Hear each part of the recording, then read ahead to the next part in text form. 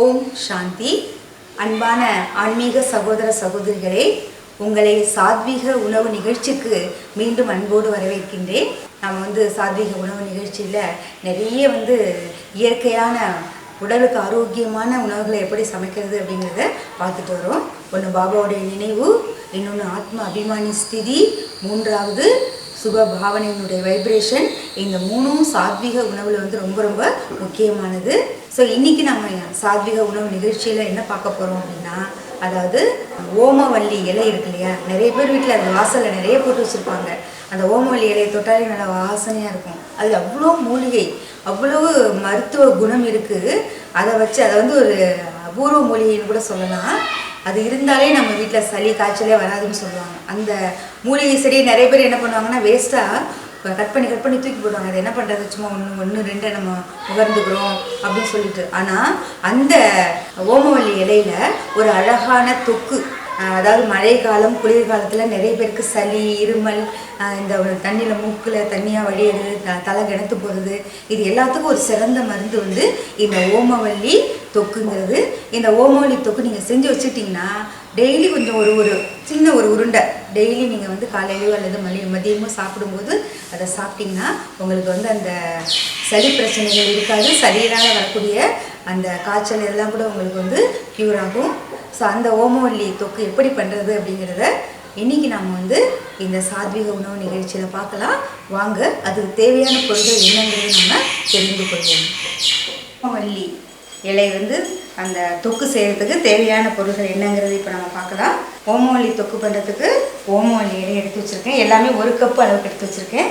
ஓமவல்லி இலை நீர் சத்து உள்ளது. அதனால் இது நீங்கள் எவ்வளோ வேணால் போட்டுக்கிற மாதிரி நீங்கள் மற்ற இதை அதிகப்படுத்திக்கலாம். எல்லாமே அளவாகவும் போடலாம். ஓமவல்லி அதிகமாக மற்ற வகையில் குறைச்சும் போடலாம். ஓமவல்லி இலை 1 கப் எடுத்து வச்சுருக்கேன்.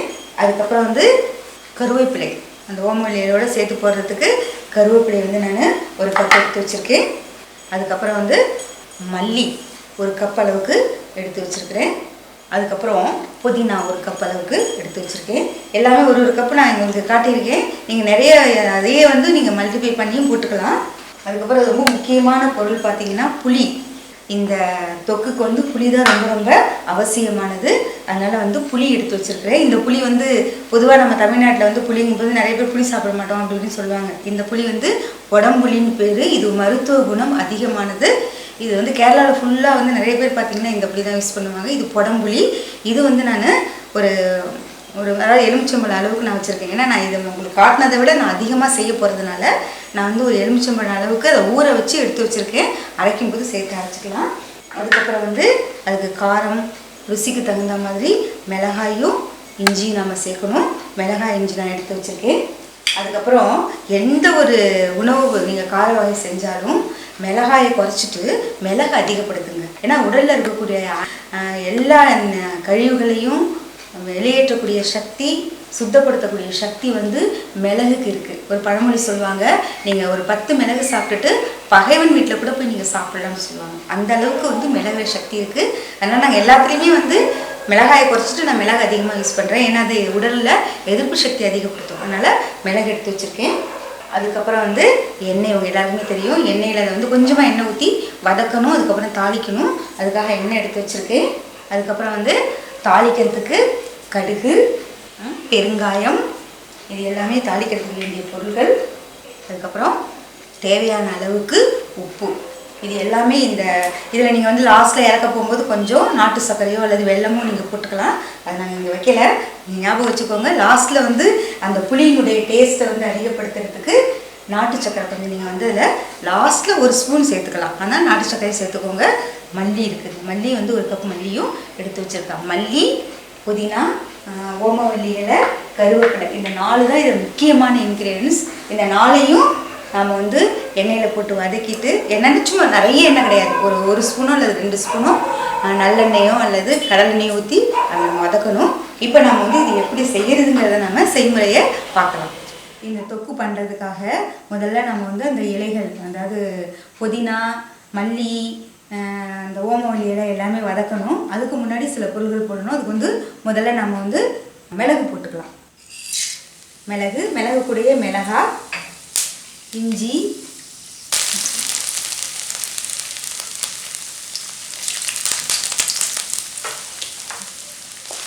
மிளகாய், அதையும் ஒரு கொஞ்சம் அதை வந்து நல்லா வறுத்துக்கணும். வறுத்துக்கிட்டு அதுக்கப்புறம் அந்த இலைகளை போடணும். இலைகளை போட்டு நல்லா ஒரு அளவுக்கு வதக்கணும். ஓமவல்லி இலை, புதினா, கருவேப்பிலை, மல்லி எல்லாமே வந்து இப்போ இதோட நம்ம போட்டு வதக்கணும். கொஞ்சம் வந்து அந்த மிளகாய் வந்து பொரியணும். அப்போ தான் அந்த பச்சை வாசனை எல்லாமே இருக்கிறதுக்காக மிளகாய் நல்லா வந்து பொரிச்சு விட்டு அதுலேயே போட்டு எல்லாத்தையும் வதக்கணும்.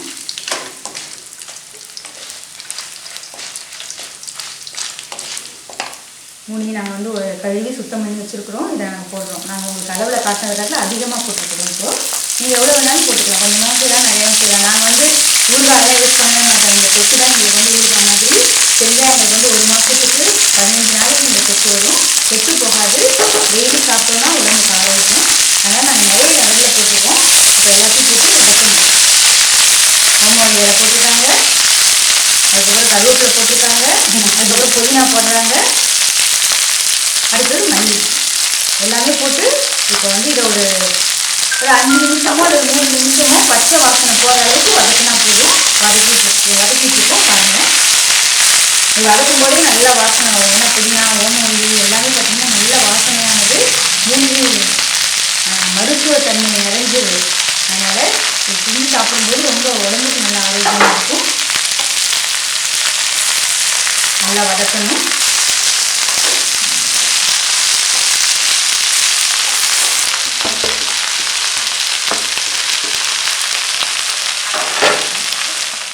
பாருங்கள், இது வந்து நல்லா வதங்கிருக்கு.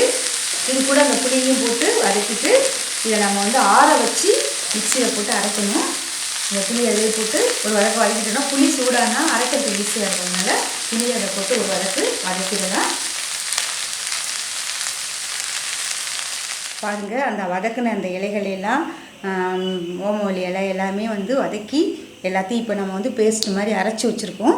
இதை அரைச்சதை இப்போ தாளித்து நம்ம வந்து இதை தொக்காக்க போகிறோம்.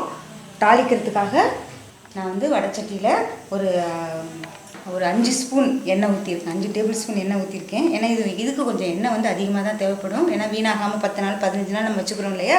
அதனால் இப்போ இதுக்கு வந்து நான் ஒரு 5 ஸ்பூன் எண்ணெய் ஊற்றிருக்கேன். இந்த எண்ணெயில் நம்ம இப்போது தாளிச்சிடலாம்.